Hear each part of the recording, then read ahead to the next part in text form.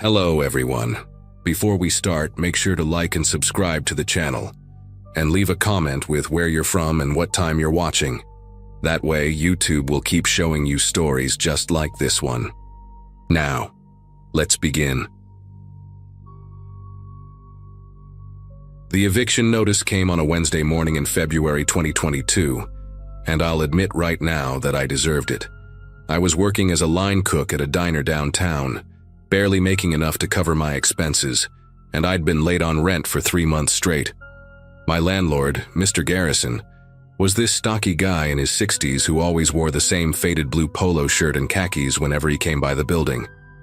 He had this way of knocking on your door that made you feel like a kid in trouble. 3 heavy raps, then silence while he waited.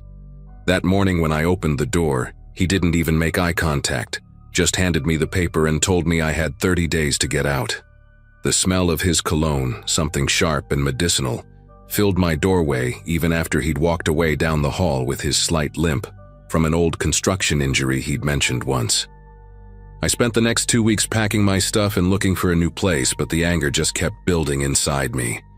Every box I taped shut felt like another insult, another reminder that Garrison couldn't cut me some slack, even though I'd been a decent tenant for 2 years before falling behind. The apartment I found was smaller, darker, with water stains on the ceiling and a radiator that clanged like someone was hitting it with a wrench every hour. The night before I had to be out, I went to the hardware store and bought a few things. Nothing suspicious on their own, just some caulk, a putty knife, and rubber gloves. Then I stopped by the grocery store and picked up some fish, the cheapest cuts they had, along with milk and eggs. I told myself I was just going to leave a little surprise for Garrison, something that would cost him money to fix, make him regret not working with me on the rent situation. What I did that night still makes me cringe when I think about it, but at the time it felt justified, like balancing the scales somehow. I waited until around 2 a.m. when the building was dead quiet, just the occasional car passing on the street below. Using the putty knife, I carefully removed sections of baseboard in the bedroom and living room, creating small gaps between the wall and floor. The wood came away easier than I expected, making these soft cracking sounds that seemed way too loud in the empty apartment. I stuffed pieces of raw fish deep into those gaps, pushing them as far back as I could with a coat hanger I'd straightened out. The smell was already getting to me, that thick oceanic stench that sticks to your fingers. In the bathroom, I poured milk behind the toilet tank and cracked eggs inside the ventilation grate. The yolks broke on impact, making this wet splashing sound that almost made me gag. The worst part was putting everything back to look normal. I used the caulk to seal up the baseboards, making sure the lines were clean and straight, then wiped everything down with bleach to kill the immediate smell. My knees were sore from kneeling on the hardwood, and I kept checking my phone, paranoid that someone would hear me and come investigate. By the time I finished, it was almost 5 a.m., and the apartment looked exactly like it had before, maybe even cleaner. I loaded my last boxes into my beat-up Ford Ranger and drove to my new place on the other side of town, telling myself that in a week or two, when the smell started, Garrison would have to tear apart the walls to find the source. It would cost him thousands, maybe teach him some empathy for the next struggling tenant. I even laughed about it that first night in my new apartment, imagining his face when he realized what I'd done. Everything was fine for about 2 weeks. I'd started a new job at a warehouse, better pay and more regular hours, and I was actually feeling good about the fresh start. My new apartment wasn't much, but it was mine, and I'd even bought a couple of plants to brighten up the windowsill that looked out onto the alley. Then on a Monday afternoon, I came home from my shift and found a white envelope slipped under my door. No postmark, no return address, just my first name written in neat block letters with a black pen. Inside was a single piece of paper with one line typed in the center. "I know what you did to apartment 4B. My mouth went completely dry. Nobody knew about that except me. I hadn't told anyone, not even my buddy Craig who helped me move. I stood there in my doorway for probably 5 minutes, just staring at the paper, trying to convince myself it was about something else, maybe a coincidence. The next day, there was another envelope. This time it contained a photograph, me, carrying boxes out of Garrison's building at 5:17 a.m. according to the timestamp in the corner. The photo was taken from across the street, but you could clearly see my face, illuminated by the streetlight. Someone had been watching that morning, had seen me leave after what I'd done. The photo had the same kind of paper attached, this time with the message, "The smell started yesterday. Mr. Garrison is very upset." I immediately thought it had to be Garrison himself trying to scare me. But that didn't make sense. He didn't know my new address. I'd made sure not to leave any forwarding information. Plus, the writing, the way the message was worded, it didn't sound like him.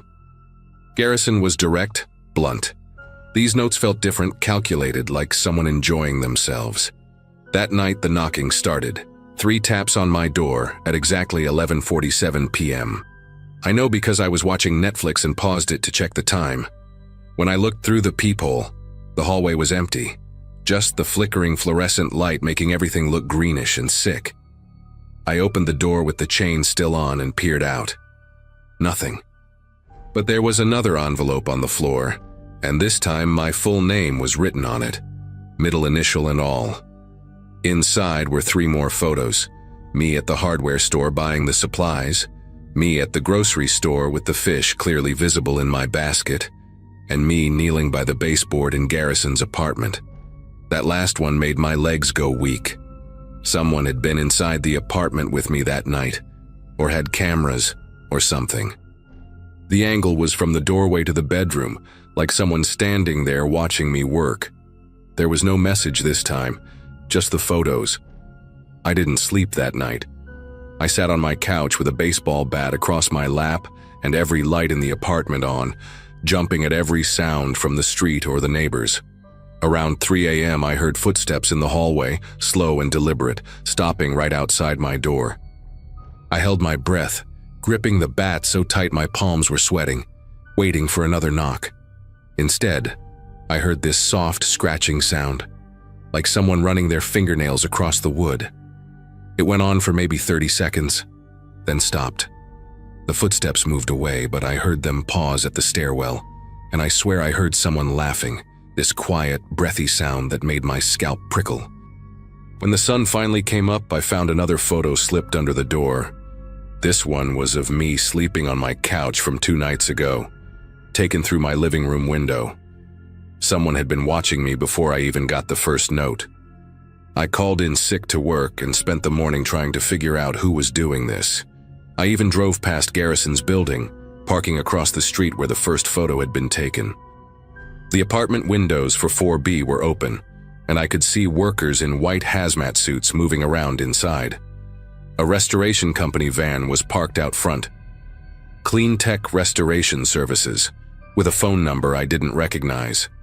I sat there for 20 minutes watching when someone tapped on my passenger window. It was a woman, probably mid-30s, wearing a black pea coat despite the warm weather. She had this unnaturally pale complexion and dark circles under her eyes like she hadn't slept in days. Her hair was pulled back in a tight bun that made her face look stretched. She smiled at me through the glass and held up a manila folder with my name written on it. I locked the doors immediately, but she just stood there, still smiling, tapping the folder against the window. She finally spoke, her voice muffled but clear enough through the glass. "Drive home, check your bathroom mirror, then come back here at midnight if you want this to stop." She dropped the folder on the hood of my truck and walked away, disappearing around the corner before I could even process what had happened. Inside the folder were receipts. Every single thing I'd bought for my vandalism plan, time-stamped and highlighted. But there were other receipts too, ones I didn't recognize. Industrial cleaning supplies, surveillance equipment, and strangest of all, a receipt for a storage unit rental that started the day after I'd moved out. The unit was registered in my name, paid for with a credit card I didn't own. My signature was on the contract, but I'd never signed it. At the bottom of the stack was a single key with a tag reading Unit 47 inches and an address for a storage facility about 10 minutes from my new apartment. I drove home with shaking legs, barely able to focus on the road. In my bathroom, written on the mirror in what looked like soap, was a message. "You're not the only one who can hide things in walls."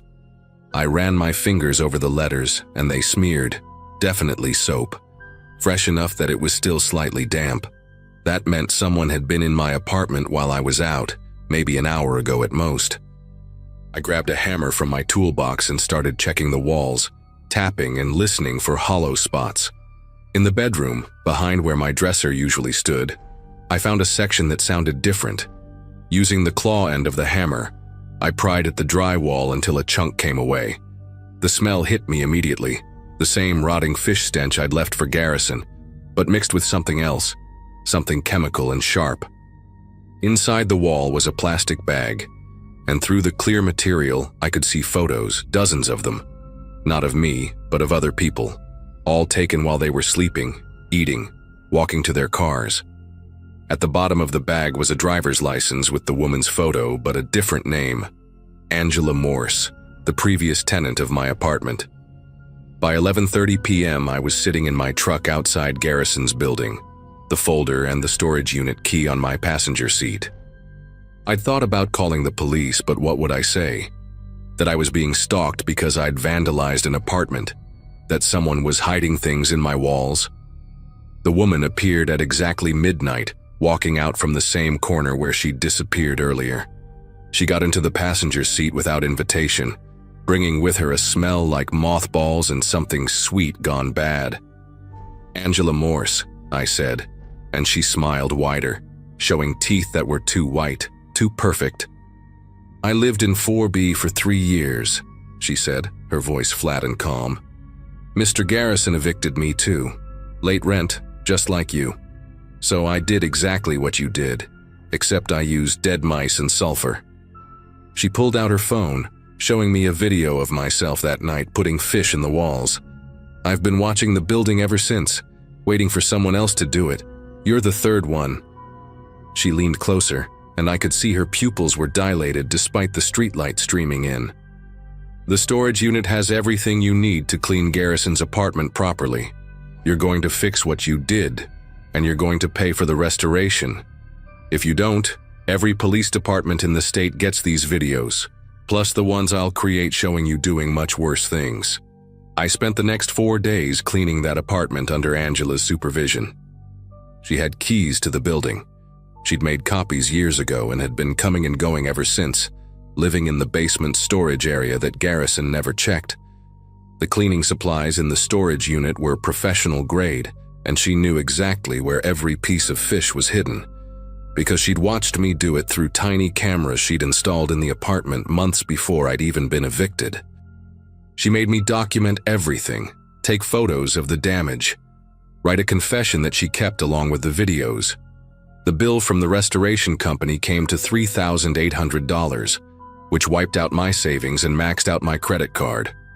But the worst part was what she told me while I was scrubbing the floors about the other 2 tenants she'd caught. One had moved to another state after paying her off, still sends her money every month to keep quiet. The other one, a guy named Bradley, had refused to cooperate. She showed me a news article on her phone about him being arrested for breaking into multiple apartments in the building, with clear video evidence that she had obviously doctored, but that looked completely real. After it was over, after I'd paid and cleaned and humiliated myself, Angela gave me one final envelope. Inside was a photo of my new apartment building and a list of every tenant living there, their apartment numbers, their schedules that she'd somehow figured out. "I'll be watching," she said, getting out of my truck for the last time. "Not just you, but everyone in your building. If any of them get evicted and try what you tried, I'll know, and you'll be the one I call to help me teach them a lesson. You're part of this now." That was 6 months ago, and I've moved twice since then, but I still get postcards sometimes. No message, just photos of apartment buildings I don't recognize. Last week I got a call from an unknown number at 3 a.m. It was just breathing at first. Then Angela's voice. "Someone in Columbus just got evicted from a Garrison property. They seem angry. I might need you soon." I changed my number the next day, but I know it won't matter. She found me twice already when I moved. I sleep with my lights on now, and I've become the perfect tenant. Rent paid 2 weeks early, never a complaint, never a sound. Because I know what happens to people who get evicted and make bad choices. And I know there's someone out there, watching, waiting for them to cross that line.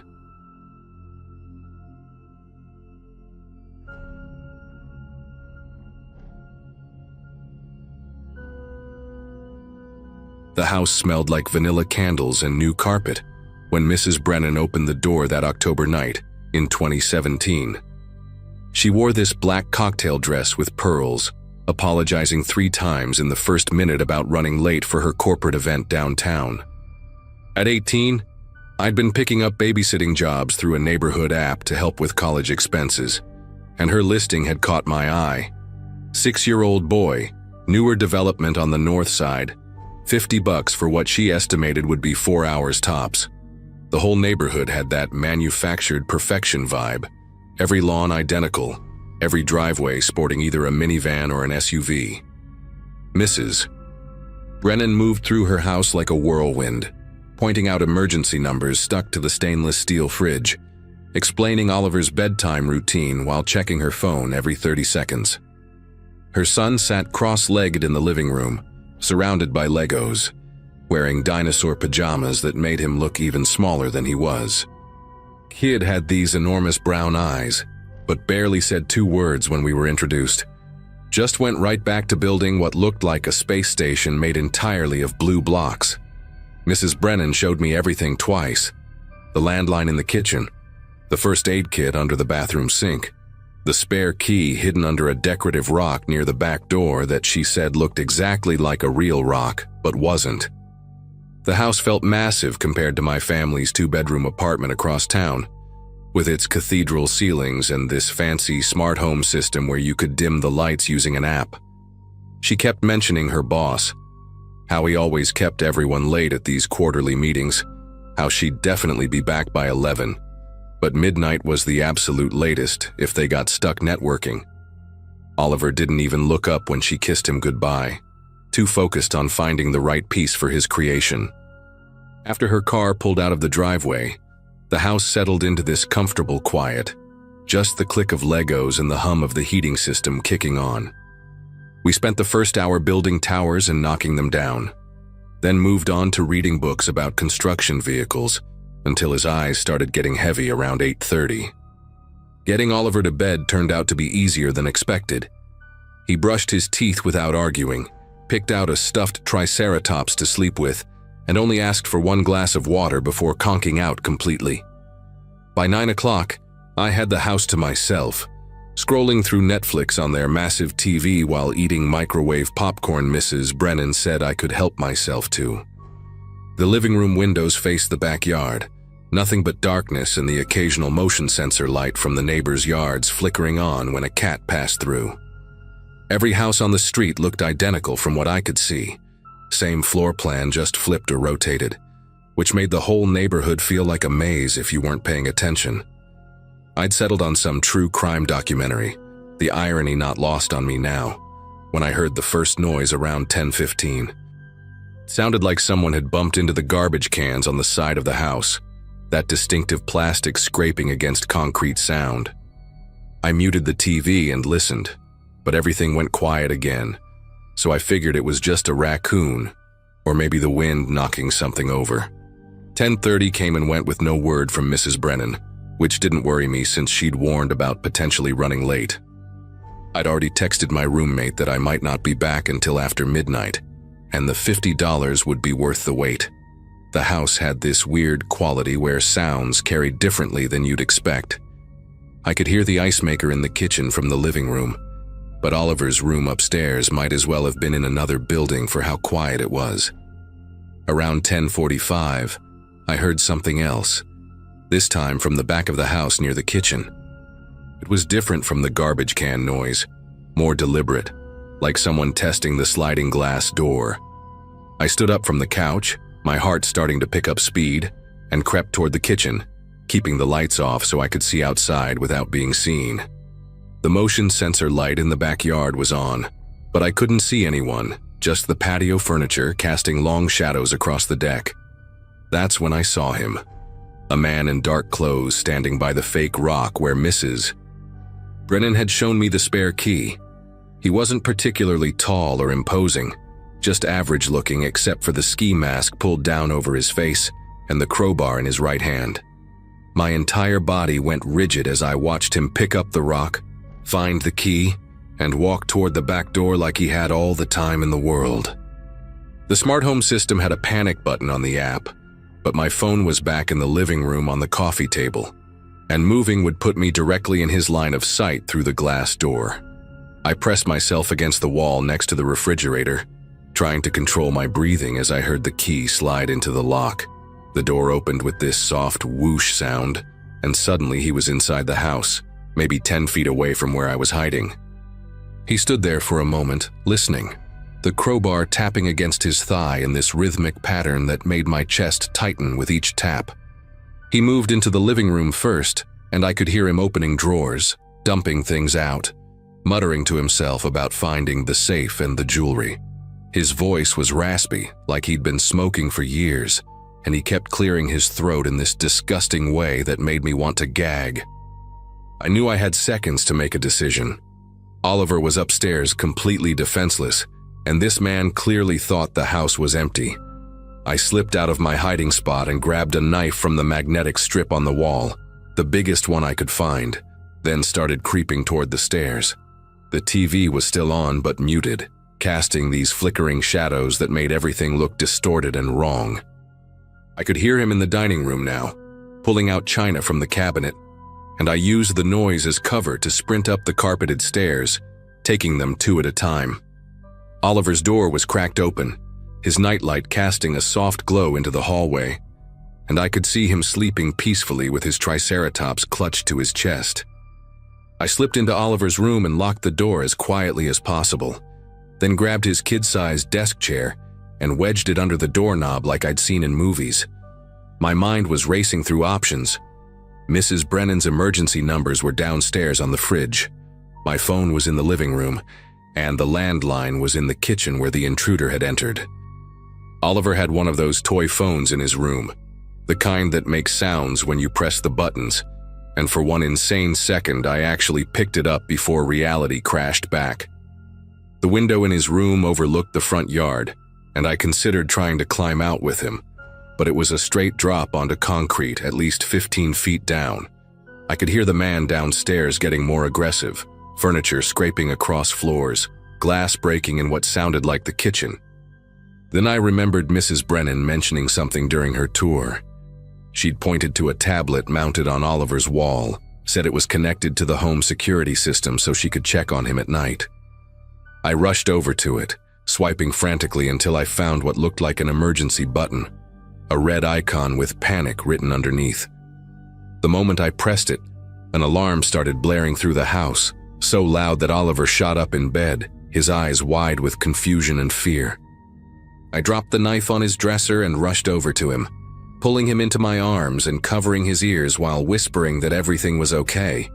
We were just playing a game, a really important game where we had to be brave and quiet. The intruder downstairs let out a string of curses that would have made a sailor blush, and I heard him running through the house, knocking more things over in his rush. Oliver was trembling against me, asking why the alarm was so loud, why I looked scared, and I just kept repeating that we were safe, help was coming, we just had to wait a little bit longer. Through the chaos of the alarm, I could hear the man downstairs yelling something about stupid kids, and wasn't supposed to be anyone here, his voice getting closer to the stairs. The doorknob rattled violently, and the chair I'd wedged against it jumped with each impact as he tried to force his way in. The pounding on the door got harder, and I could see the wood around the lock starting to splinter with each hit, from what I assumed was the crowbar. Oliver was crying now, his little body shaking as he buried his face in my shoulder, and I grabbed the knife again with my free hand, positioning myself between him and the door. Part of the door frame cracked, and through the gap I could see a sliver of the hallway, the man's dark shape moving frantically as he worked to break through. Started screaming at the top of my lungs. Not words, just pure noise to let him know we were here, we were awake, and maybe make him think twice. He screamed back, Something about how he didn't want to hurt anyone, but we needed to shut up and give him what he came for. I yelled that the police were coming, that they'd be here any second, and he actually stopped for a moment, breathing heavy on the other side of the door. In that brief silence between alarm wails, I heard something beautiful sirens in the distance, getting louder, getting closer. The man must have heard them too, because he let out another curse, and I heard him running down the stairs, his footsteps heavy and desperate. Through Oliver's window, I saw him burst out the front door.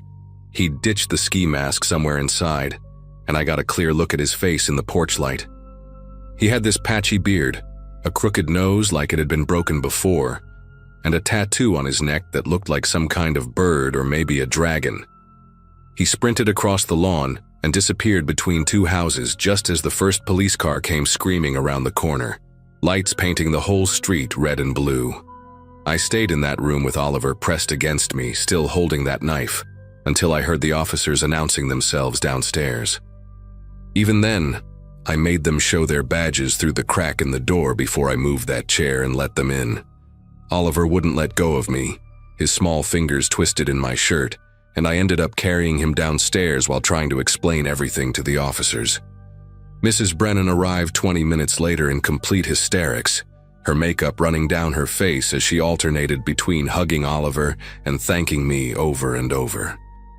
The police had already taken my statement, walked through the house documenting everything the intruder had touched or broken. The TV was gone, along with some electronics from the office, but he'd fled before finding whatever safe he was looking for.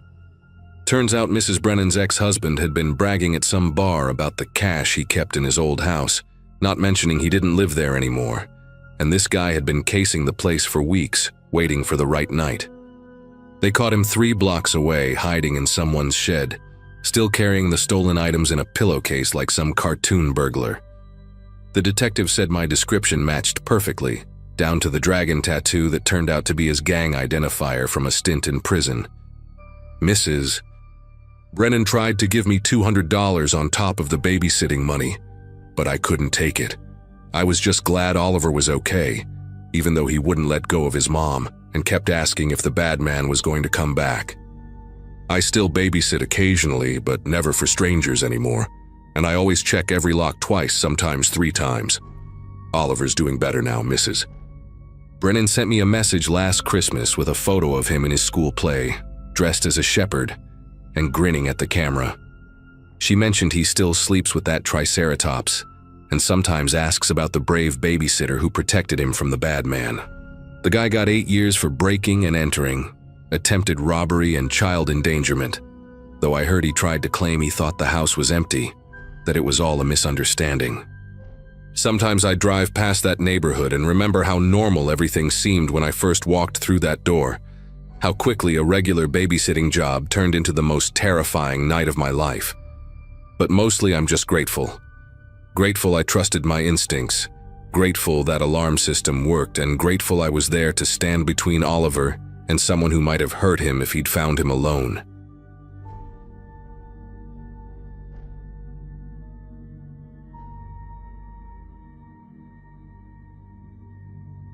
Every summer until I turned 14, my family rented the same cabin near Pine Ridge Lake in northern Michigan. We'd been going there since I was maybe 5 or 6, and by the time I was 11, I knew every trail, every fishing spot, every creaky floorboard in that old place. My parents loved it because it was cheap and isolated. The nearest neighbor was about a quarter mile through thick woods, and the closest town was a 40-minute drive on winding dirt roads. That isolation is what made it perfect for family bonding, my dad always said. No TV, no internet, just card games and fishing and campfires. But that isolation is also what made what I saw that night in August 2008 possible. Nobody around to hear anything, nobody to call for help, just miles of dark forest and a kid who shouldn't have been awake at 2 in the morning. I'd always been a light sleeper, and that particular night the heat was unbearable. Our cabin didn't have AC, just some old ceiling fans that barely moved the humid air around. My younger sister Katie was snoring in the bunk below me, and my parents' room was at the other end of the hallway. I remember lying there, sweating through my Pokemon pajamas when I heard something outside. Not unusual, since deer and raccoons were always nosing around. But this sound was different. Rhythmic, like something heavy being dragged, then stopping, then being dragged again. Scrape, pause, scrape, pause. I crept to the window that faced the big field behind our cabin, the one that stretched about 200 yards before hitting the tree line. The moon was nearly full that night, bright enough that I could see without squinting. And there he was, a man in dark clothes pulling something wrapped in a blue tarp across the grass, leaving a dark trail behind him in the silver moonlight. The man was big, maybe 6'3", with shoulders like a linebacker. He wore what looked like a mechanic's coveralls and heavy work boots that left deep impressions in the damp grass. Every few yards he'd stop, wipe his forehead with his sleeve, and look around. The tarp was secured with yellow rope, the kind you'd buy at any hardware store, wrapped several times around whatever was inside. The shape was wrong somehow, lumpy and bent at odd angles, maybe 5 or 6 feet long. When he dragged it, one end seemed heavier than the other, making him lean hard to one side with the effort. I pressed my face against the screen, trying to see better, and that's when the window frame creaked. Not loud, but in that silent night, it might as well have been a gunshot. The man stopped instantly, his head snapping up like a deer catching a scent. He turned slowly toward our cabin, and even from that distance, maybe 70 yards away, I could see his face clearly in the moonlight. He had a thick mustache and deep-set eyes that seemed to be scanning each window methodically. His face was round and flushed from exertion, with sweat making his forehead shine. He stood there for what felt like hours, but was probably only 30 seconds, just staring at our cabin while I held my breath behind the window screen. Then he did something that still makes my skin prickle when I think about it. He smiled. Not a normal smile, but this slow, deliberate stretching of his lips while his eyes stayed completely flat and cold. He raised one hand and gave a small wave, like he was greeting a neighbor over a fence. Then he bent down, grabbed the rope again, and continued dragging the tarp toward the woods, never looking back, moving with this casual confidence like he knew I wouldn't tell anyone. I watched him disappear into the tree line, the blue tarp catching on bushes and branches as he pulled it deeper into the darkness. My legs felt like jelly, and I realized I'd been holding the windowsill so tight my knuckles were white. Part of me wanted to wake my parents, but what would I say? That I saw someone dragging something heavy into the woods? My dad would probably think it was a poacher with a deer, maybe give me a lecture about spying on people. Plus, that smile and wave, it felt like a warning, like we had an understanding now, him and me. I crawled back into my bunk and pulled the sheet over my head, listening to every little sound for the rest of the night. The ceiling fan clicking, Katie's breathing, a screech owl somewhere outside. I kept imagining footsteps on the porch, that man coming back to make sure I stayed quiet. When morning finally came and my mom made pancakes like nothing had happened, I almost convinced myself I'd dreamed the whole thing. The rest of that vacation, I was jumpy and weird. I wouldn't go fishing alone, stayed close to the cabin, and absolutely refused to go anywhere near the tree line where he'd disappeared. My parents thought I was going through some pre-teen phase, moping around and reading comic books instead of exploring like usual. On our last day, we were packing the car when our neighbor from down the road, Mr. Holloway, walked over with his beagle. He was this chatty retired guy who always knew all the local gossip, and he started telling my dad about how someone had broken into the old Whitman place about a mile north. Nothing stolen, but they'd found the back door kicked in and muddy boot prints everywhere. Probably kids, Mr. Holloway said, scratching his beagle's ears. But still, makes you think twice about leaving your place empty for the winter. My dad agreed, and they talked for a while about installing better locks and maybe getting a security camera. I stood there loading sleeping bags into the trunk, thinking about those heavy boot prints I'd seen in the grass, wondering if the Whitman place was where that man had come from before I saw him. We stopped going to Pine Ridge Lake after that summer. My dad got promoted, and we started taking fancier vacations to beach resorts and theme parks. I never told anyone about what I saw that night, and honestly, as years passed, the memory started to feel less real. Maybe it really had been a poacher. Maybe the tarp had been full of equipment or trash or something totally innocent. By the time I hit high school, I'd mostly stopped thinking about it except for the occasional nightmare where I'd see that flat smile and casual wave. Life moved on. College at Michigan State, a marketing job in Chicago, getting married to my wife Jessica, having our daughter Lily. Normal stuff. The kind of life where men dragging tarps through fields at night doesn't happen. Then last month I was doom scrolling through news articles during my lunch break when I saw a headline that made me spill coffee all over my keyboard. Serial killer Donald Brewster dies in prison, linked to 11 deaths in northern Michigan. The article had his mugshot from 2016 when they'd finally caught him. Round face, thick mustache going gray, those same deep-set eyes I'd seen in the moonlight. Donald Brewster, age 67 at time of death, had worked as a mechanic and handyman around the Pine Ridge Lake area from 1995 to 2015. He'd been convicted of killing 3 women, but investigators believed he was responsible for at least 8 more deaths based on remains found buried in the woods around various properties where he'd done work. The article included a map showing where bodies had been discovered, and there it was, a cluster of red dots in the forest behind the cabin my family used to rent. The property had been owned by the same family trust for decades, hiring Brewster regularly for maintenance and repairs. He'd had keys to most of the cabins, including ours. He knew when renters came and went, knew which places sat empty, knew those woods better than anyone. The prosecutor called him methodical and patient, someone who could wait months or even years between killings. I spent the rest of that day going down a rabbit hole of news coverage about Brewster. The victims were mostly women traveling alone, or sex workers from nearby cities, but there were also 2 men who'd gone missing while camping in the area. One article mentioned that Brewster would often dispose of evidence by wrapping bodies in tarps and burying them deep in the woods, sometimes keeping them in utility sheds or abandoned structures for days before finding the right spot. August 2008, I looked it up. A woman named Teresa Vaughn had disappeared from a truck stop about 20 miles from Pine Ridge Lake. Her remains were found in 2016, buried less than 300 yards from where our cabin had been. She'd been wrapped in a blue tarp, just like what I'd seen. The medical examiner estimated she'd been dead for 8 to 10 years, which put her death right around the time of that summer. Reading her description made me sick. She was 32, had 2 kids, was trying to get clean and get her life back together. Her sister was quoted saying Teresa had been excited about a job interview the day she disappeared. What really got to me, though, was a detail buried in one of the longer investigative pieces about the case.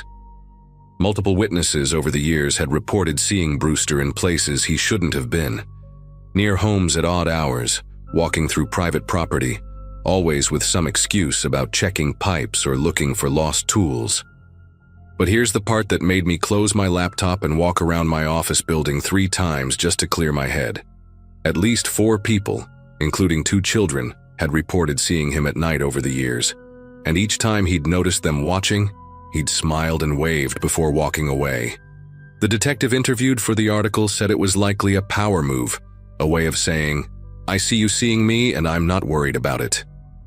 Those witnesses had all been too scared or uncertain to report anything at the time. The detective believed Brewster got a thrill from being seen, from knowing people were too afraid or too unsure to act on what they'd witnessed. I called in sick for the rest of the week and drove up to Pine Ridge Lake. I don't know what I expected to find. Closure, maybe, or just proof that it had all been real. The area looked different now, more developed, with new houses where there used to be empty lots. Our old cabin had been torn down, replaced by a modern lake house with huge windows and a 2-car garage. I parked at the public boat launch and walked through the woods to where I thought those bodies had been found. There were still remnants of yellow police tape tied to some trees, faded and shredded by weather. I stood there for a long time, thinking about Teresa Vaughn and all the others, wondering if me speaking up as a kid could have changed anything. Probably not. Who would have believed an 11-year-old talking about seeing a man with a tarp? Still, the guilt sits heavy in my chest. I found the spot where I think he'd entered the woods that night, and there was this old utility shed about 50 yards in, half collapsed and covered in vines. The kind of place he might have used to store things temporarily. The kind of place that would have been invisible in the dark unless you knew exactly where to look. I've been seeing a therapist since that trip, trying to process everything. She says survivor's guilt is common even when there was nothing you could have realistically done. My wife thinks I should contact the police, maybe help with cold cases or give some kind of statement. But what would be the point now? Brewster's dead. Died of a heart attack in his cell 6 months ago. The families have whatever closure they're going to get. I did reach out to Teresa Vaughn's sister through Facebook, just to say I was sorry for her loss, though I didn't mention what I'd seen. She thanked me and said, Teresa loved being outdoors, loved camping and fishing, which is why she'd been drawn to that area. It made me think about how Brewster had corrupted something beautiful, turned those peaceful woods into a graveyard.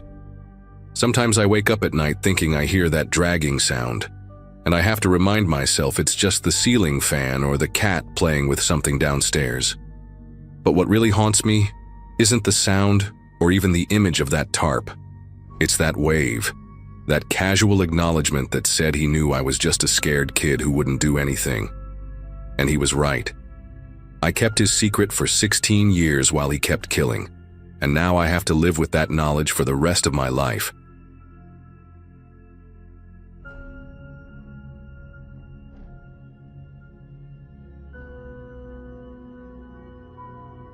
The Andersons' house sat 40 minutes outside Burlington, Vermont, surrounded by nothing but trees and the occasional deer crossing.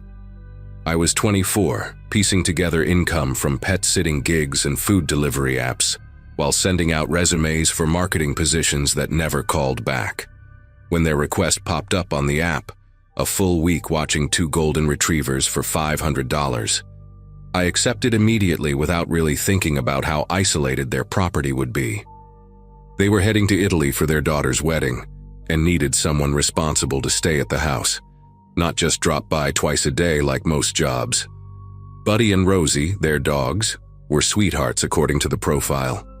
8-year-old Buddy apparently loved napping on the couch, while 2-year-old Rosie needed lots of exercise and attention. The estate covered 12 acres with a private road, a pool house, and forest trails that the dogs knew by heart. Everything seemed perfect those first 2 days in early November. I worked on cover letters from their granite kitchen island that was bigger than my entire studio apartment, threw tennis balls for Rosie until my arm ached, and let Buddy sprawl across my lap while I watched movies on their 70-inch TV.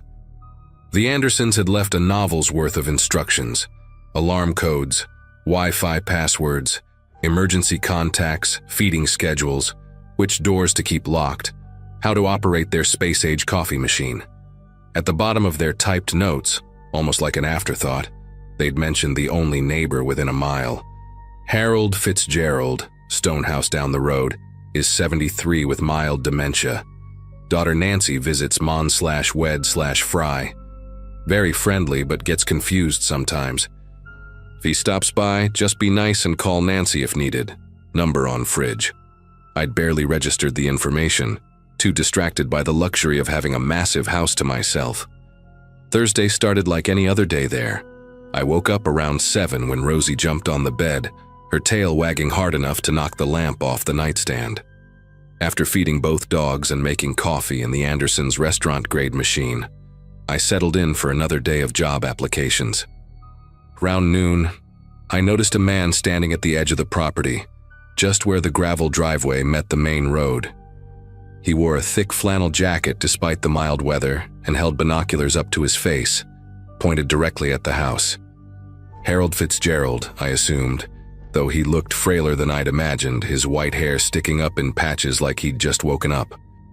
I waved from the kitchen window, but he didn't wave back, just kept those binoculars trained on the house for another minute before shuffling back toward the road. Weird, but harmless enough. The Andersons had said he got confused. By evening, things took a stranger turn. I was preparing the dogs' dinner around 6:30 when Buddy started growling, something the Andersons' note said he never did unless something was really wrong. Through the dining room window, I could see Mr. Fitzgerald again, this time much closer, maybe 20 feet from the house, crouched behind the Andersons' SUV in the driveway. He had something in his hands that caught the motion sensor lights.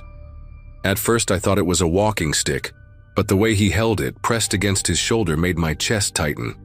Rosie started barking, that sharp, aggressive bark I hadn't heard from her before. The old man was moving between the cars now, staying low, and I realized with absolute clarity that he was holding a hunting rifle. Not pointed at anything yet, but carried like someone who knew exactly how to use it. I grabbed my phone to call Nancy, fumbling with the paper on the fridge until I found her number. The call went straight to voicemail. I tried again. Same result.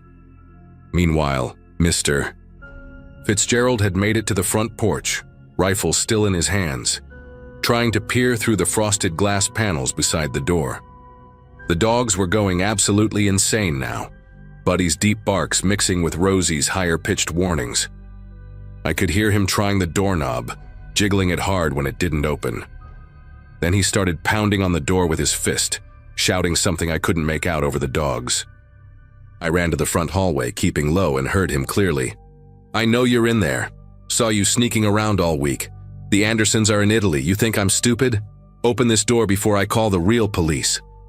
His voice was rough, angry, but also wavering, like he might be scared too. The situation hit me all at once. He thought I was robbing the place. In his confused mind, he'd been watching a stranger in his neighbor's house for days and decided to take matters into his own hands. I tried yelling back, "Mr. Fitzgerald, I'm pet sitting. The Andersons hired me. Please put the gun down." But he just got angrier, screaming that criminals always had stories, that he'd been watching houses on this road for 40 years and knew a thief when he saw one. He moved to the living room window, the huge one that faced the front yard, and started tapping on it with the rifle barrel. Not hard enough to break it, but steady, rhythmic taps while he peered inside. I could see his face clearly in the porch light. Deep wrinkles, wild gray eyes, spittle on his chin from shouting. He looked nothing like the harmless, confused elderly man the Andersons had described. I decided to call 911, even though the Andersons had mentioned the nearest police station was 35 minutes away. The dispatcher sounded tired until I mentioned the word rifle. Then her voice sharpened immediately. She kept me on the line, asking for the exact address, whether anyone was hurt, if I could get to a safe room. While I was spelling out the road name, Mr. Fitzgerald had circled around to the back of the house. The dogs followed his movement from inside, running from window to window, their barking reaching a fever pitch. Through the kitchen window, I watched him try the back door, then check under the doormat and several rocks in the garden, looking for a spare key. He found one under a ceramic frog near the garden hose, held it up to the light like a prize. The dispatcher was saying something about officers being en route, but all I could focus on was that key in his weathered hand, the way he walked back to the door with purpose. The lock turned with a click that seemed to echo through the whole house. I grabbed both dogs by their collars and pulled them into the master bedroom with me, slamming the door and turning the lock just as I heard his boots on the kitchen tile. "Where are you, you little thief?" he called out, his voice calmer now, almost conversational. "Come on out and we can wait for the police together. Got my rifle here to make sure you don't try anything funny." His footsteps were slow, methodical. I could track his movement through the house, kitchen to dining room to living room. He was checking behind furniture, opening closet doors. The dogs were trembling against my legs, Buddy whimpering low in his throat while Rosie kept growling. The dispatcher was asking questions I could barely process. All I could think about was that bedroom door, whether the lock would hold, whether he'd even try it, or assume a thief would try to escape rather than hide. Then his footsteps started up the stairs, each creak of the old wood sending a jolt through my body. The master bedroom was at the end of the hallway, past 3 other rooms he'd have to check first. I heard doors opening, hangers sliding in closets, his muffled voice talking to himself about what kind of person breaks into a house to steal when the owners are clearly gone for days. The dispatcher kept telling me to stay calm, that units were 15 minutes out now, but 15 minutes felt like a lifetime. I looked around the room for anything I could use to defend myself, a heavy lamp maybe, or the iron bookend on the dresser. But what good would any of that do against a rifle? Mr. Fitzgerald was at the second bedroom now, just 2 doors away. I could hear him more clearly. Saw you carrying bags out yesterday morning. Think I don't notice? Been writing it all down in my notebook. The bedroom doorknob rattled. I held my breath, pressing my back against the far wall, both dogs now silent as if they understood the danger. I know you're in there, he said, his voice right against the door. This door's locked and the others weren't. You got nowhere to go. He knocked 3 times with what sounded like the rifle stock. Nancy always said I worry too much about security, but look who was right. Caught you red-handed. The dispatcher was saying something about not engaging, about finding a window if possible, but the master bedroom windows had decorative metal grating on the outside. The Andersons were serious about security, ironically enough. I whispered into the phone that he was right outside, that I was trapped. Then I heard something that made my whole body go rigid. The sound of him loading a round into the rifle's chamber, that distinctive mechanical click-clack that you never forget once you've heard it. Mr. Fitzgerald, I tried one more time, my voice shaking but loud. Please call your daughter Nancy. Call her right now and she'll tell you the Andersons hired me. I have their contact information. I have emails. I can show you everything. There was silence for a moment, then a bitter laugh. You probably killed Nancy too, didn't you? That's why she hasn't answered her phone all day. Police are gonna find her body somewhere, mark my words. The doorknob rattled harder this time, like he was testing how strong the lock was. Then suddenly, Rosie did something I'll never forget. She started howling, this long, mournful sound that dogs sometimes make when they hear sirens. Buddy joined in, both of them howling together. It must have triggered something in Mr. Fitzgerald because he stopped rattling the door. Buddy, he said, confusion creeping into his voice. Rosie girl, is that you? The dogs kept howling and I could hear him stepping back from the door. Those are the Andersons' dogs, he said. But now he sounded uncertain, like someone waking up from a dream. The next few minutes stretched like hours. I could hear him pacing the hallway, muttering to himself, occasionally calling the dogs names. The dispatcher told me units were 5 minutes out, to keep the dogs making noise if possible. I encouraged them to keep howling, even though the sound was eerie in the dark bedroom.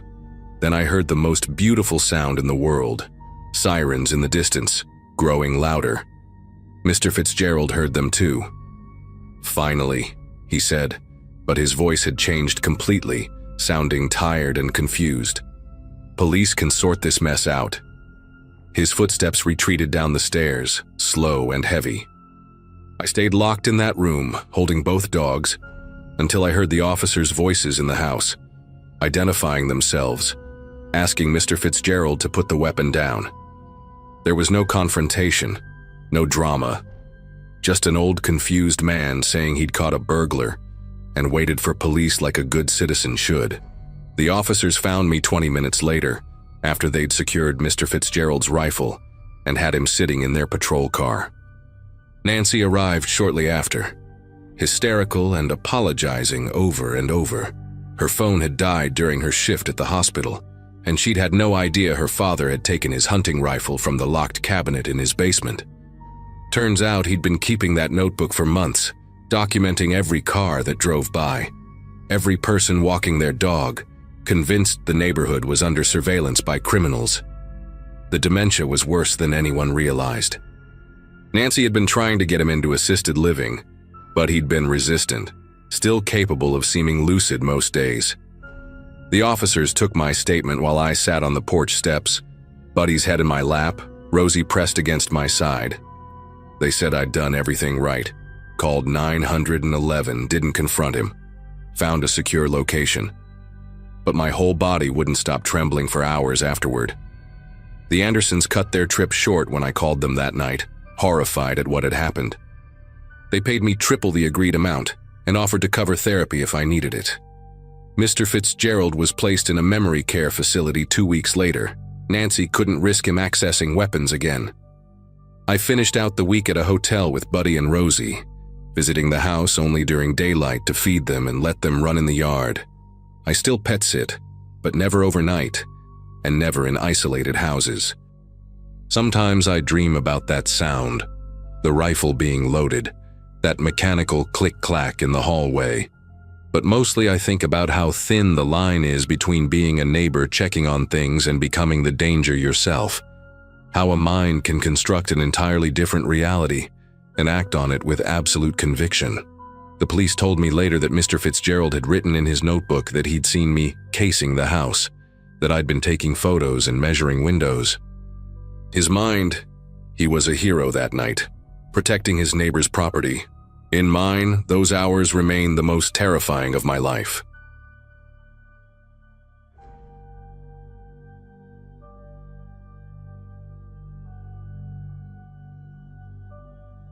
Phoenix gets brutal in July, and that night was no exception. 110 degrees even after midnight, the kind of heat that makes you do stupid things just to feel alive. I was 23 then, working at a call center that sucked the soul out of me 5 days a week, which meant weekends were sacred. My buddy Jake had just turned 24, and his house party had been going strong until the cops showed up around midnight, killing the vibe and sending everyone scattering to their cars. 6 of us weren't ready to call it quits, though. We were standing in his driveway, sweating through our shirts and passing around the last warm beer from the cooler, when someone, I think it was Tommy, mentioned the Desert Palm Motel, 40 minutes out on Route 60, the kind of place that took cash and didn't ask questions, where nobody would care how much noise we made. The Desert Palm was a relic from the 60s that somehow survived into 2016, a long stretch of rooms with doors that faced the parking lot and a flickering neon sign missing half its letters.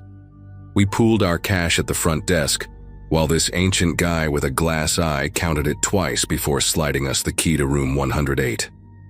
The place was a dump orange shag carpet that crunched when you walked on it, wood paneling that was coming apart at the seams, and a bathroom mirror with a crack running diagonal across the whole thing. But for $50 and no questions asked, it was perfect for what we needed.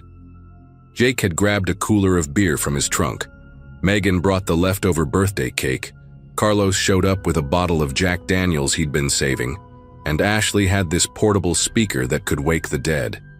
Tommy and I stopped at a gas station for bags of chips and energy drinks, thinking we'd party until sunrise. Around 2 in the morning, we were all pretty wasted. Jake was sitting on one of the beds doing terrible impressions of our old high school teachers, while Megan filmed him on her phone, laughing so hard she kept having to restart the videos. Carlos and Ashley had claimed the corner by the air conditioner, which barely worked, but at least made some noise to cover up whatever they were whispering about. Tommy was mixing drinks in the tiny coffee cups the motel provided, creating these nasty combinations he'd name after celebrities. I remember one called the Brad Pitt, that was basically just whiskey with a splash of warm Red Bull. The music was loud enough that we had to yell to hear each other, and every time someone went outside to smoke or grab something from the car, they'd come back drenched in sweat from just those few seconds in the heat. We were being idiots, plain and simple, the kind of loud, obnoxious guests that every motel manager hates. That's when Jake got the brilliant idea that ruined everything. He was standing by the door, swaying a little, with this grin that meant trouble. "Yo, watch this," he said, and before anyone could stop him, he yanked open our door and started pounding on the door next to ours, room 109. Not just knocking, but really hammering on it with both fists, yelling in this fake deep voice, "Police, open up, we know you're in there." Then he bolted back into our room, slamming the door behind him and collapsing on the floor in hysterics. We all laughed for about 5 seconds until we heard the other door open. Not slowly, like someone checking what the noise was about, but fast and hard, like it had been kicked. Through our thin walls, we heard footsteps, heavy ones, and then 3 sharp knocks on our door. Not pounding like Jake had done, but deliberate, measured knocks that somehow sounded way more threatening. Everyone went quiet. The music was still playing, some rap song with heavy bass, but nobody was moving or talking anymore. Jake had pushed himself up against the far wall, and his face had gone from red to pale in about 2 seconds. Megan turned off her phone and grabbed Jake's arm. The knocking came again, 3 more times, same rhythm, same force. Tommy reached over and turned off the speaker, and in the sudden silence, we could hear breathing on the other side of the door. Not normal breathing either, but this ragged, heavy sound like someone who'd just run a marathon, or was trying really hard not to lose their temper. Carlos whispered that we should just ignore it. Maybe the person would go away. But then we heard the voice low, gravelly, with this weird accent I couldn't place. Maybe Eastern European or Russian. "I know you're listening," the voice said. "The funny boy who likes to play police. Open the door. We need to talk about respect." Nobody moved to open that door. We all just stood there, frozen in place like we were playing some twisted game of statues. The doorknob rattled, not like someone trying to open it, but just testing it, letting us know they were still there. Then came the sound that made my chest tighten, metal sliding against metal followed by a click. Anyone who's been around guns knows that sound. Through the peephole, Tommy tried to get a look, but he pulled back immediately, his face white as paper. "Big dude," he whispered. Like seriously big, tattoos all up his neck. And he's just standing there, staring at the door. The man outside spoke again, louder this time. "I'm staying here with my brother. He's sick. Very sick. Your noise, your banging, you woke him up. He hasn't slept in 3 days because of the pain. You think this is funny?" His voice cracked on the last word, and somehow that made it scarier, like he was barely holding it together. Jake finally found his voice, though it came out shaky and nothing like the tough guy act from earlier. "Hey man, I'm sorry, really sorry. It was just a stupid joke. We didn't know about your brother." But his apology seemed to make things worse. The door suddenly shook as something hit it hard. Maybe a fist, maybe a shoulder. "Stupid joke," the man repeated, and now his voice was getting louder, more unstable. "You want to see joke? I show you joke." We heard him walking away, and for a second we thought it was over. But then came the sound of another door opening and voices. The man speaking in another language, harsh and fast, and someone else responding weakly. Footsteps returned, but now there were 2 sets. Through the wall we heard someone coughing, these horrible wet coughs that went on and on. Then the man's voice again, right at our door. "My brother wants to meet the funny boys. He says maybe you can make him laugh since you already woke him up." The doorknob started turning back and forth violently, and we realized with horror that the lock was one of those old, flimsy motel locks that probably hadn't been replaced since the place was built. Carlos and Tommy threw themselves against the door trying to hold it shut, while Jake was frantically searching for his phone to call 911. But here's the thing about being out in the middle of nowhere. Cell service was garbage. 1 bar, sometimes none. Megan was crying, Ashley was pulling at the window trying to get it open, but it was painted shut or jammed from years of desert heat. The man outside had stopped trying the doorknob and was now speaking calmly, which was somehow worse. "Room 108. I remember this number. Checkout is at 11 tomorrow, but maybe you check out earlier, yes?" Then we heard him doing something to our door, scratching or carving, the sound of metal on wood, methodical and slow. He was leaving us a message, taking his time, wanting us to hear every scrape. For what felt like hours but was probably only 10 minutes, we stayed huddled in that room, nobody speaking above a whisper. The scratching had stopped, but we could still hear them in room 109. The sick brothers coughing, furniture being moved around, and occasionally that low voice speaking in whatever language they used. Every few minutes, one of them would bang once on the wall we shared, just to let us know they were still there, still awake, still angry. Jake kept trying his phone, moving around the room to find a signal, but the best he got was 1 bar that would disappear the second he tried to make a call. Around 3:30, things got worse. We heard their door open again and footsteps on the gravel outside. Tommy peeked through a gap in the curtains and saw the big man walking to a beaten-up Ford truck in the parking lot. He pulled something long from the truck bed. Tommy said it looked like a tire iron or maybe a crowbar, and just stood there in the parking lot looking at our room, tapping the metal against his leg. That's when Ashley completely lost it.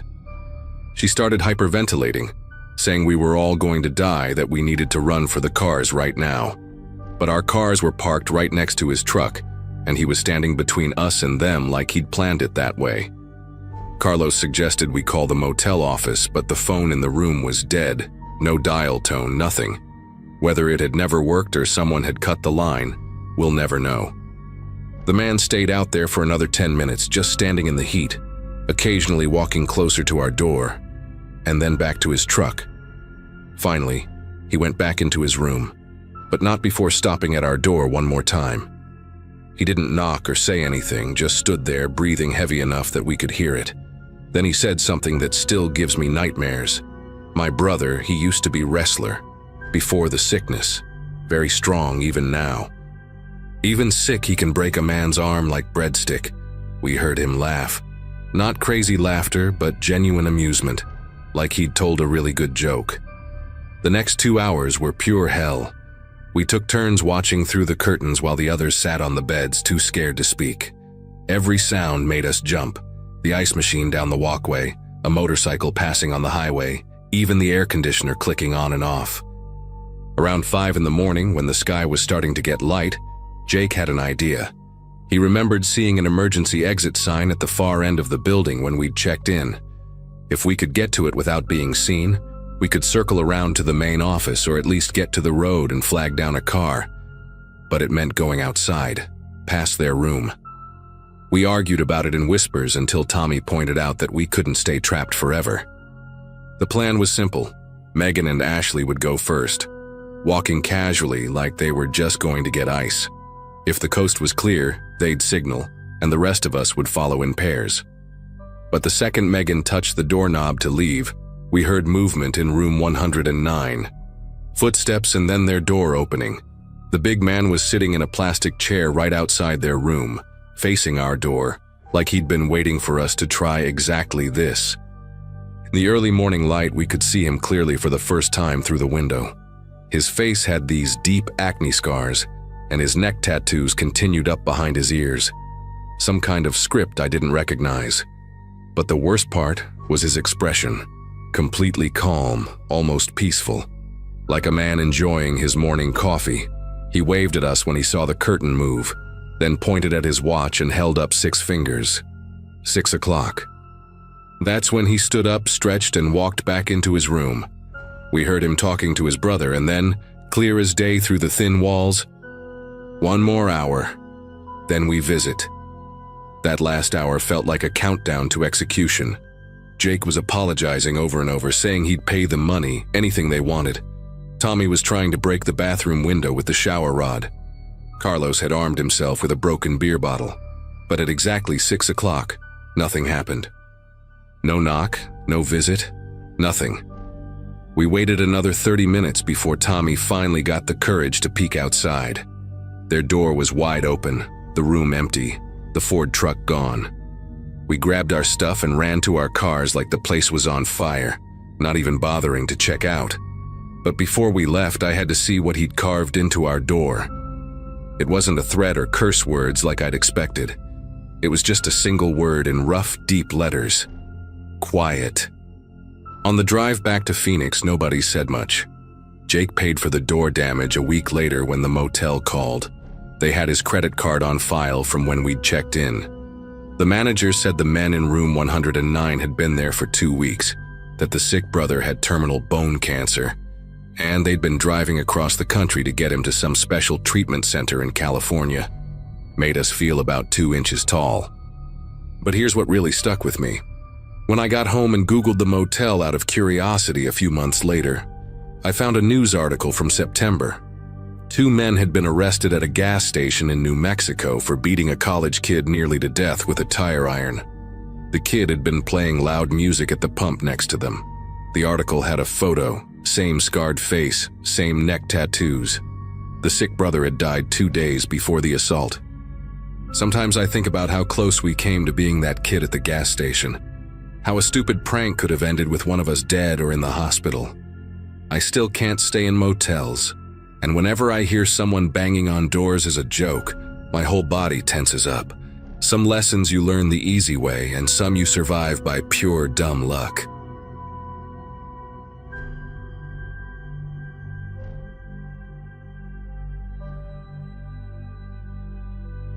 I was 17 when I got the job at Burger Crown on the outskirts of Denver.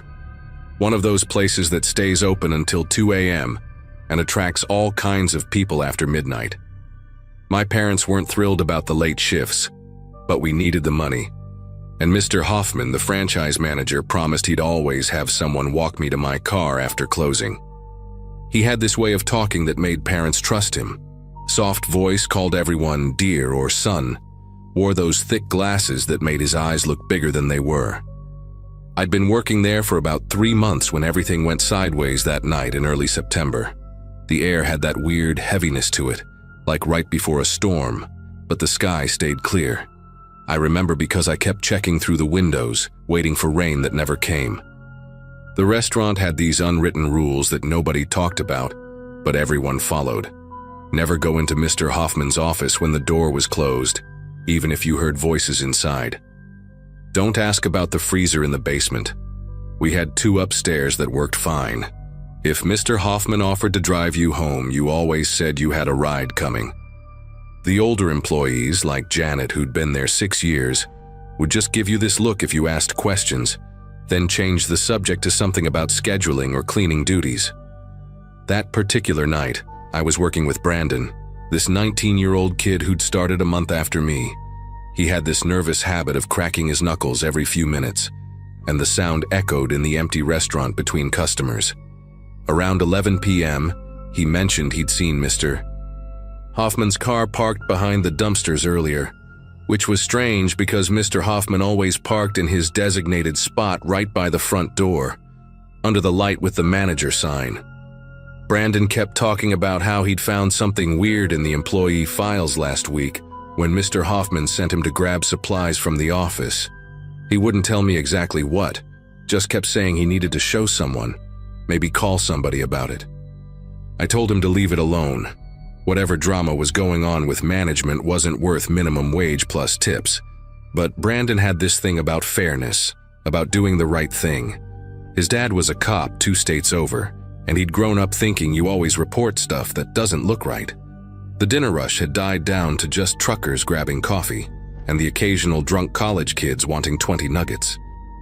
Janet had left at 10:30, and it was just me, Brandon, and Roger, the cook who barely spoke English and mostly communicated through nods and hand gestures. Mr. Hoffman wasn't even supposed to be there that night. Donna, the assistant manager, usually handled Monday evenings. At 11:45, Brandon went out back to throw away trash bags, and I heard him talking to someone by the dumpsters. His voice carried through the back door that we kept propped open because the AC was broken again, and the fryer heat made the kitchen unbearable. I couldn't make out the words, but Brandon sounded excited, like he was explaining something important. Then his voice got quieter, almost like he was asking questions. After about 10 minutes, I realized I hadn't heard anything for a while. I called out his name through the back door, but all I got was the hum of the highway and crickets. Roger was cleaning the grill, that metal scraping sound filling the kitchen, and he just shrugged when I asked if he'd seen Brandon come back in. The trash bags were sitting right there by the door, still full, like Brandon had put them down and forgotten about them completely. I walked out to the dumpster area, and that's when I saw Brandon's phone on the ground. The screen cracked like someone had stepped on it. His car keys were about 5 feet away, near the employee parking spaces. But Brandon wasn't there. The security camera on that corner of the building had been spray painted black weeks ago, and Mr. Hoffman kept saying he'd get it fixed but never did. I picked up Brandon's stuff and went back inside, thinking maybe he'd walked around to the front for some reason. Roger was already taking his apron off, ready to leave at midnight like always. I tried calling Brandon's phone from the restaurant line, and I could hear it buzzing in my hand. That's when I noticed the blood on the keychain. Not a lot, just a few drops that had already turned dark brown. My first thought was maybe he'd cut himself on something and went to find a Band-Aid, but we had a first aid kit right in the kitchen. Mr. Hoffman showed up at 12:15, coming through the front door with his keys jangling on that huge ring he always carried. He seemed surprised to see just me at the counter, asked where Brandon was in that concerned grandfather voice he used. I showed him the phone and keys, mentioned the blood, and watched his face do this thing where it went completely blank for just a second before the concern came back. He said Brandon had probably just gone home sick and forgotten his things, that kids did that sometimes when they weren't feeling well. But Brandon's car was still in the lot. I could see that beat-up Ford Ranger from the window. Mr. Hoffman said he'd handle it, told me to finish cleaning and clock out. He went to his office and made a phone call, speaking too quietly for me to hear. 20 minutes later, he came out and said he'd spoken to Brandon's roommate, that Brandon had gotten a ride home because he felt sick. The story didn't make sense, but Mr. Hoffman had this way of saying things that made you feel stupid for questioning them. The next morning, they found Brandon's body in the ravine behind the shopping complex, about a quarter mile from the restaurant. My mom woke me up at 7 a.m. because 2 detectives were at our door, wanting to know about my shift. They said Brandon had been beaten to death, probably with a metal pipe or something similar. The time of death was between 11:30 p.m. and midnight, exactly when he'd gone to take out the trash. I told them everything, gave them Brandon's broken phone and bloody keys that I'd stupidly taken home in my purse. They kept asking if I'd seen anyone else that night, if Brandon had any enemies, if there'd been any angry customers. When I mentioned Mr. Hoffman showing up after midnight and his weird explanation, they exchanged this look that made my chest tight. Detective Rivera, this woman with sharp eyes and gray streaks in her hair, asked me to repeat exactly what Mr. Hoffman had said about calling Brandon's roommate. Turns out Brandon lived alone in a studio apartment off Colfax Avenue. Within hours, I became the main suspect. My fingerprints were on Brandon's phone and keys. I was the last person who admitted to seeing him alive. The security footage from inside the restaurant showed me going to the back door multiple times, looking agitated. Mr. Hoffman told the police I'd been having problems with Brandon, that he'd caught us arguing about shift schedules the week before, which was complete fiction. Some of the other employees suddenly remembered me complaining about Brandon, which I never did. Even Janet, who'd always been nice to me, told the detectives that I seemed troubled lately. My parents hired a lawyer, this exhausted-looking man named Mr. Garfield who smelled like cigarettes, and kept telling me not to talk to anyone about the case. But I couldn't just sit there while everyone thought I'd killed Brandon. He'd been trying to tell me something that night, something about those employee files, and now he was dead. I started my own investigation, which my lawyer would have killed me for if he knew. I reached out to former employees through Facebook, people who'd worked at Burger Crown years ago. Most didn't respond, but this girl named Alicia, who'd worked there in 2014, sent me a long message at 2 a.m. She said Mr. Hoffman wasn't his real name. It was actually Frank Gilmore, and he'd done time in Kansas for assault and fraud in the early 2000s. She'd found out by accident when she'd Googled him after he'd gotten way too friendly at the Christmas party, putting his hand on her lower back and offering her rides home constantly. Alicia had screenshots of old news articles about Frank Gilmore's trial, and the mugshot looked exactly like a younger Mr. Hoffman without the glasses. She said when she'd tried to report it to the franchise owners, she'd been fired the next week for stealing money that she'd never touched. 3 other girls had similar stories. They'd noticed something wrong, tried to speak up, and suddenly they were being accused of theft or misconduct. The real breakthrough came when I remembered Brandon mentioning the basement freezer that first week we'd worked together. I drove by the restaurant at 3 a.m. on a Saturday, when I knew only Roger would be there doing his weekly deep clean. Roger didn't speak much English, but he understood enough when I showed him $20 and pointed to the basement door. He unlocked it and went back to mopping, pretending he hadn't seen me. The basement was smaller than I'd expected, just concrete walls and that old freezer humming in the corner. Inside the freezer, behind boxes of expired burger patties, I found 3 filing boxes wrapped in plastic. They were full of employee records, but not normal ones. Mr. Hoffman had been keeping detailed notes on every teenage girl who'd worked there. Photos taken without us knowing, our addresses, our schedules, notes about our families, boyfriends, habits. My file had pictures of me walking to my car at night, taken from different angles. Brandon's file was different. It just had copies of his job application and a printed email where Brandon had contacted the franchise headquarters asking about background check policies. I took photos of everything with my phone, my fingers trembling so bad I had to retake half of them. Just as I was putting the boxes back, I heard footsteps on the stairs. Mr. Hoffman was standing there in his weekend clothes, khakis and a polo shirt that made him look like somebody's harmless grandpa. He didn't look surprised to see me. He actually smiled, that same gentle smile he'd use when explaining the cash register to new employees. He said he knew I'd come eventually, that smart girls like me always figured things out. He walked closer, blocking the stairs, and started talking about how Brandon had been planning to ruin everything, how the boy didn't understand that some things were better left alone. Mr. Satiu. Hoffman said he'd given Brandon a choice that night, forget what he'd found or face the consequences. Brandon had tried to run, tried to scream for help, but the highway noise covered everything. He told me all this like he was explaining a scheduling conflict, calm and matter of fact. Then he said I had the same choice now. Roger saved my life that night. He'd heard Mr. Hoffman arrive and knew something was wrong. Roger understood more than he ever let on. He'd already called 911, telling them there was a fire at the restaurant. When we heard the sirens, Mr. Hoffman's whole demeanor changed. He grabbed my wrist, hard enough to leave bruises, and said if I showed anyone those photos, he'd make sure my story matched Brandon's ending.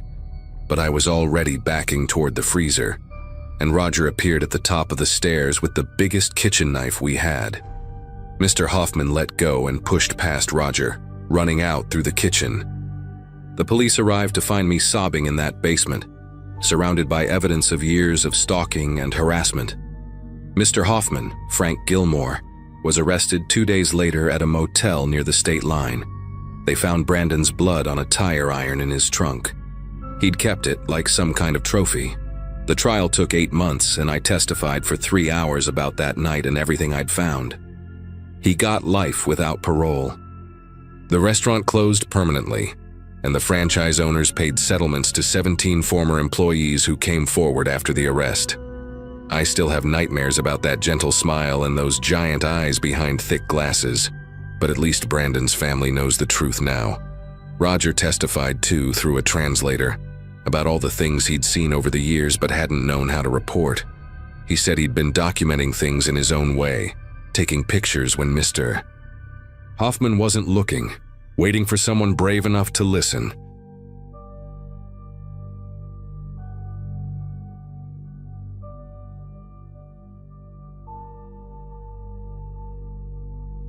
It's strange to think about now, but during that period of my life I was juggling overdue rent notices, utility bills stacked on the kitchen counter, and a job at a diner that barely covered groceries. Most nights I went to bed wondering how long I could keep the lights on. That's when I stumbled into a conversation online with a guy named Marcus. He wasn't pushy, just casual, asking if I ever wanted extra cash for easy errands. I laughed it off at first, but he kept it vague enough to spark my curiosity. He said it was just dropping off packages around town. No questions asked. The promise of money up front made it sound almost too convenient. At that point, my judgment was clouded by desperation. Marcus explained that drivers were in short supply and it was completely legal, just private deliveries for people who didn't trust shipping companies. He told me I'd make more in one day than I usually did in a week of serving tables. I wanted to believe him. The thought of catching up on rent, maybe even buying groceries without counting pennies, pulled me in. He mentioned I could start the following morning, and all I had to do was meet him in a parking lot near a strip mall to pick up the first set of boxes. When I showed up, he wasn't alone. A man with thinning blonde hair, wearing a wrinkled polo shirt, leaned against the trunk of a beat-up sedan. He introduced himself as Tommy's cousin, though I'd never heard of a Tommy. He barely looked at me while he slid 2 medium-sized boxes into my back seat. They weren't heavy, maybe the size of shoeboxes, sealed with plain brown tape. What unsettled me, though, was how quickly he told me to leave once the packages were loaded. No paperwork, no instructions besides an address scribbled on an index card. The exchange took less than 2 minutes. I told myself not to overthink it. After all, who cares what's in a package if you're just the delivery person? But while driving to the drop-off, I kept glancing at those boxes in my rearview mirror, as if they might shift on their own. The houses blurred by, ordinary suburban lawns with kids' bikes left on sidewalks and dogs barking behind fences.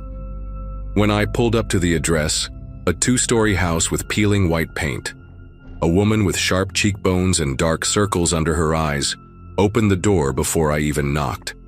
She didn't say a word, just reached out, grabbed the boxes and shut the door hard enough to rattle the frame. The first couple of runs were similar, quick drop-offs, people who barely made eye contact, doors that shut fast enough to make me feel unwelcome.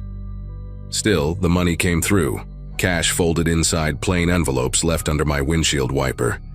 It felt unreal, like I'd found a loophole in the system. But on the 4th delivery, things changed. Marcus texted me late in the afternoon, telling me to pick up a single package from the same strip mall parking lot. When I got there, it wasn't the blonde man waiting. It was someone new. A tall guy in a leather jacket, eyes hidden under a baseball cap pulled low. He didn't say his name. He just placed a heavier-than-usual box in my trunk and told me to head across town. The address on the card led to a duplex on a quiet street. The curtains were drawn, even though it was still daylight. I parked a little ways down, debating whether to knock or leave the box on the porch like I'd done before. Something about the silence made the hair on my arms stand up. Finally, I grabbed the box and walked up the cracked concrete steps. Before I could ring the doorbell, the front door swung open. Inside, I saw a man slumped in a chair, his shirt stained dark across the chest. The metallic smell hit me before my brain caught up with what I was looking at. Blood, soaking into the carpet beneath him. I froze in the doorway, clutching the box like a shield. Another man appeared from the kitchen, his hands smeared red. He looked right at me, then at the package, and motioned for me to set it down. My pulse pounded so hard I thought I'd pass out. The room was silent except for the faint hum of a refrigerator, the ordinary sound horribly out of place. I lowered the box onto the floor without saying a word. He crouched to pick it up, never breaking eye contact, then gestured sharply toward the door. My legs moved before my brain could catch up, and I stumbled back to my car, heart hammering against my ribs. By the time I started the engine, 2 police cruisers were turning onto the street. Their sirens weren't on yet, just the flash of blue and red lights cutting across the houses. Panic took over. If I stayed, I'd be linked to whatever nightmare I had just walked into. If I left, I risked being chased down. My instincts screamed at me to drive, so I pulled away slowly, trying not to draw attention. In the rear view, I saw officers rushing into the duplex, guns drawn. I gripped the wheel so hard my fingers ached, every part of me shaking as I tried to blend into traffic.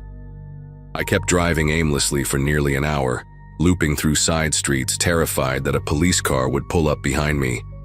My phone buzzed over and over with messages from Marcus, but I didn't dare open them. When I finally pulled into a gas station, I sat there shaking, replaying the scene in my head. The man in the chair, the blood, the box, it all felt like some twisted trap I had walked straight into. I didn't know if the police had seen me or if Marcus's people were tracking me, but I knew I couldn't go back to my apartment that night. My name, my address, they had everything from when I first agreed to this job.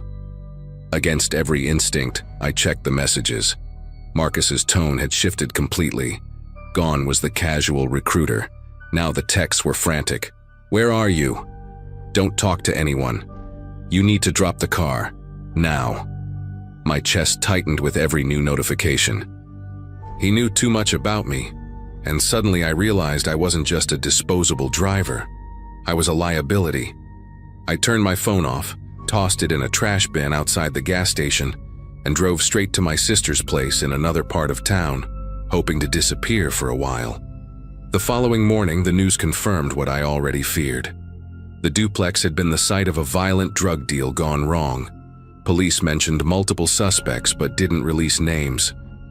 There was no mention of a woman delivering a box, but that hardly gave me comfort. Every detail lined up with what I had seen, and I knew it was only a matter of time before someone connected me to it. My sister kept asking why I was so quiet, but I couldn't bring myself to explain. How do you tell someone you might have been a pawn in a murder scene? I never contacted Marcus again. I changed my number, quit the diner, and moved 2 towns over within a month. Even now, years later, I still tense up when I see a package left on a porch or when a stranger tries to strike up small talk online. I don't know if the police ever pieced it together, or if Marcus's people still wonder what happened to me. What I do know is that one desperate decision nearly erased my life in a single day. It's the kind of mistake you don't get a second chance to make.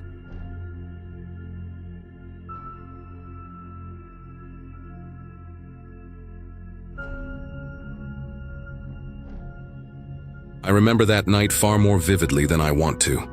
At the time, I was 16 and hanging around with Ryan, my best friend since middle school. We weren't exactly troublemakers, but boredom had a way of making us reckless. It was late, past the hour when most of the neighborhood shut down, and the streets were quiet enough that even the hum of the streetlights felt louder. That's when Ryan brought up the idea, half a joke at first, about daring each other to swipe something small from the corner store on Maple Street. The store itself was tiny, wedged between a laundromat and a barber shop that always smelled faintly of hair dye and cigarettes. Its front windows were cluttered with faded posters advertising sodas and scratch-off tickets. The place wasn't somewhere kids usually hung out. It was where tired adults picked up milk, cigarettes, or a six-pack after work. But to us, sneaking in and grabbing something without paying felt like the ultimate test of courage. It was stupid, I know. But at 16, stupid ideas sometimes feel like genius ones. We stood outside the glass door, the neon open sign buzzing faintly, and Ryan grinned like this was going to be the funniest thing we'd ever do. "Come on," he whispered, nudging my shoulder. "Just something small, gum, a soda. Nobody cares." I laughed, but it was the kind of laugh you give when your nerves are tangled. I didn't want to back out and look scared, so I agreed, telling myself it was just harmless fun. My heart thudded faster than it should have for something so trivial. When we stepped inside, the place smelled like dust mixed with that sharp tang of cleaning supplies. The fluorescent lights buzzed overhead, and the aisles felt narrower than usual, like the shelves were closing in. Behind the counter stood the owner, Mr. Harris. I'd seen him plenty of times before. A heavy-set man with gray stubble and a deep frown etched into his face as if it was permanent.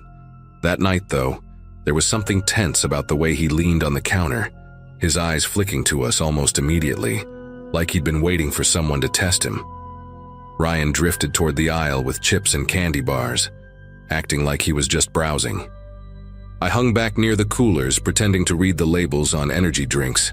My palms felt clammy, and every second stretched longer than it should. I grabbed a pack of gum, slipping it into the sleeve of my hoodie. The crinkle of the wrapper sounded thunderous in the quiet store. I told myself to breathe normally, but I could sense Mr. Harris's eyes on us, sharp and unrelenting, like he knew exactly what we were up to.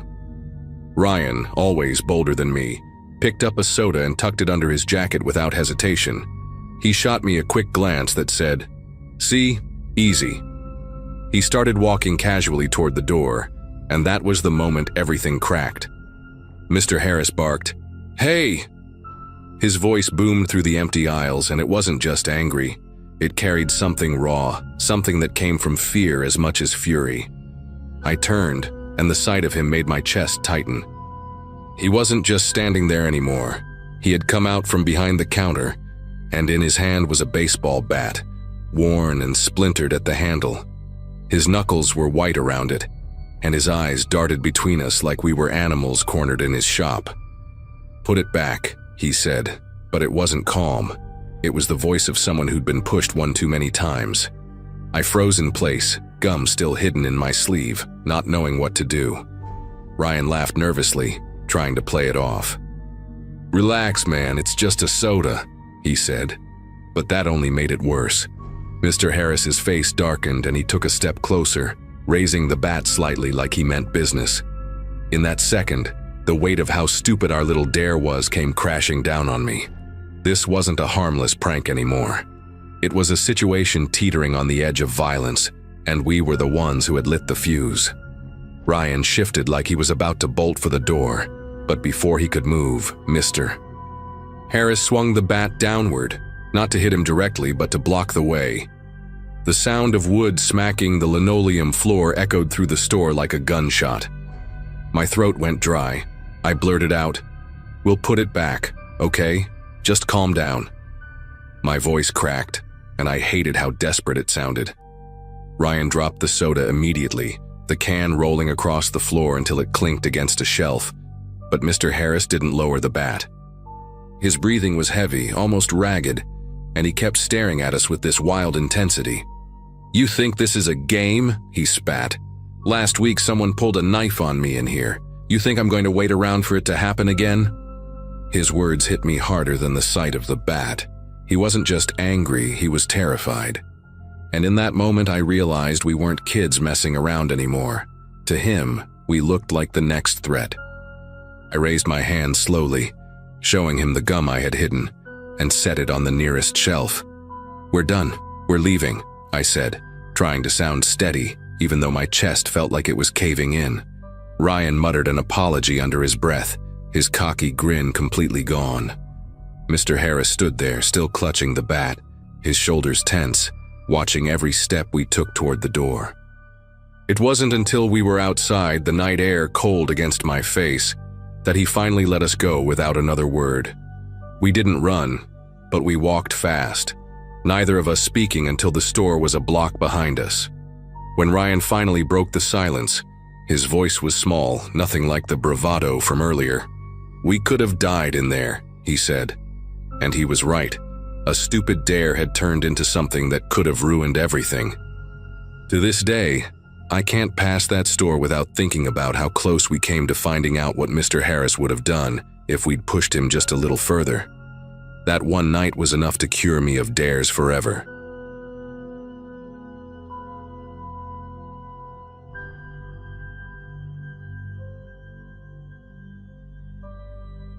The dashboard clock had just passed midnight when I pulled into a gas station parking lot, debating whether to call it a night.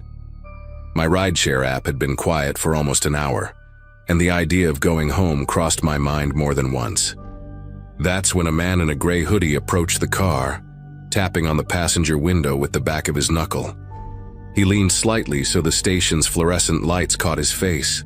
Ordinary features, early 30s, short brown hair. Nothing about him screamed trouble. He asked if I was available for a cash ride. My first thought was to refuse, but my account balance and the silence of the app made me hesitate.